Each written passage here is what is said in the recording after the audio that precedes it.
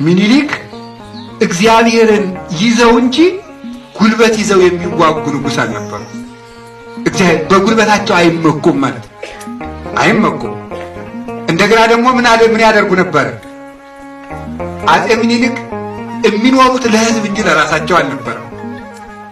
አንድ ቀን እንዲያውም እንዴ ጃንሆይ ሰው ሁሉ መሬት አለው፣ ባላባቱ መሬት አለው፣ ሰው እንዴት ቢያንስ አንድ ጋሻ መሬት አይዙትም? ኪዳነ ምሕረትን ይወዷታል።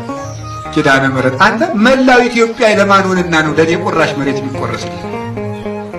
ኢትዮጵያ የኔ መሬት አይደለች። ለኔ ለብቻዬ መሬት አይኖረኝም። ድርቅና ረሃብ ቢመጣ የቤተ መንግስቱን ከብት በሙሉ ለሕዝብ አከፋፍለው ያበሉ የንጉሥ መጽዋች። ሀገሪቱ ብትራብ ቁፋሮና እርሻን ራሳቸው ንጉሡ ቆፍረው የኢትዮጵያ ሕዝብ ፈንክሮ አትክልት መትከልና እርሻ እንዲያርስ ያደረጉ አፄ ምኒልክ የሚያስቀድሱ የሚያወድሱ እግዚአብሔርን የሚያመልኩ ናቸው።